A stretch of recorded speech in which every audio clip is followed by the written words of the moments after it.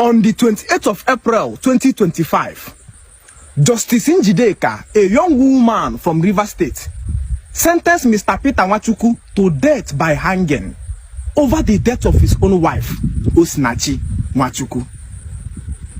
Osinachi Nwachukwu is the late gospel musician, the woman who sang the song, Hekueme, Hekueme, oh. Hekueme, Hekueme, oh. You are the living God, oh. Shalabarako Silaska Hadabra Hadaya. Is there no one like you?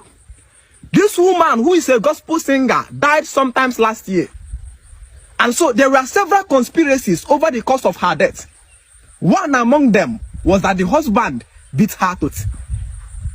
And so the family of the woman charged the husband to court for murder.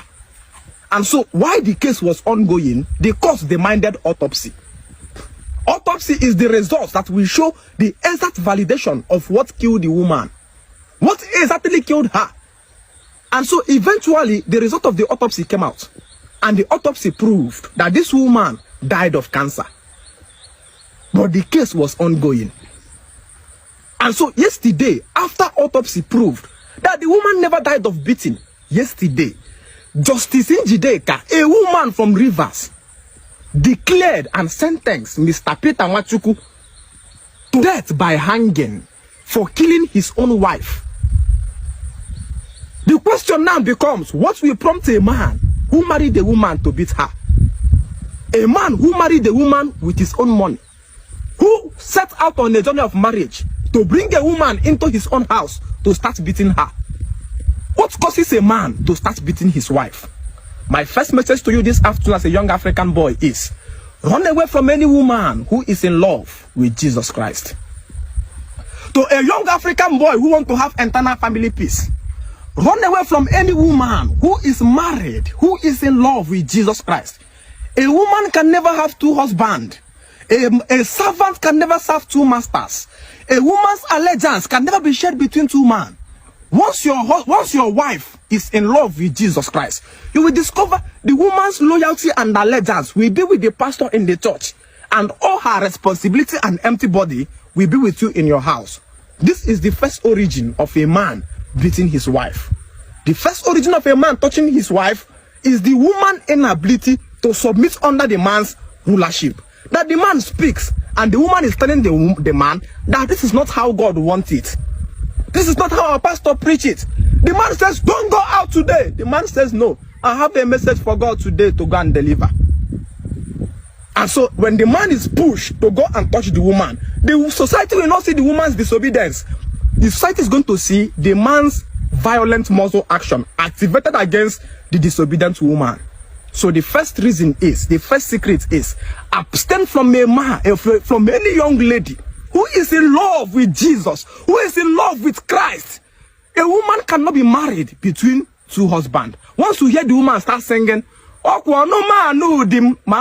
there's nothing loyalty and allegiance you are ever going to get from that woman. The woman's loyalty and allegiance will be with the pastor in the church. And the woman's responsibility will be with you in your own home. Number two, a man listening to me who wants to have internal peace of mind, chase love away from you. I am called the men cooker. What do I cook in men? Strong hearts. The first thing you must remove in yourself to have a family of internal peace is iron heart. You will chase love away from you completely. Love is the gate of manipulation that every woman wants to activate against the man, to be able to control the man and bring the man on his knee. And so when that love is activated from the beginning, you will be tolerating the girl's misbehavior on thinking that you are in love, until the woman enters into your hand and explore and expose all those her hidden negative characters against you. But when love is shown from the beginning, discipline is enthroned, because love is built on emotion. Emotion is built on manipulation. Leadership is built on a man's reasoning, which a man activates from the first day of his family. Love is built on gender mixing. Leadership is built on gender segregation, taking me to the pathway of internal roots, which is called polygamy. Polygamy. This is the only thing that will save you from this case of Peter Nwachukwu. polygamy. Polygamy. Polygamy is the ancestral ancient African system that separates a man from a woman and puts the man as the leader of the house, built on a masculine culture. But the feminine institution has already built women of monogamy, and they were empowered in all dimensions to go and fight and kill men. Remember, they have already put a justice there, so that when they kill you and when they're frustrated and they take you to court, you think you will get justice. There's already justice there to declare you to life. They will kill you because the law system, the court, the police, every aspect, the church empowers women to go and kill men. The only security of the man is to separate himself from those women by building polygamy. Polygamy is that thing that will make you not to fight with those women.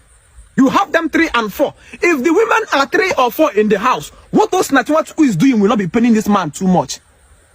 If she come back and says, Mr. Woman, go and cook, and the woman says, I can't cook in this house, he says, okay, she will look for other women. Choma, go and cook.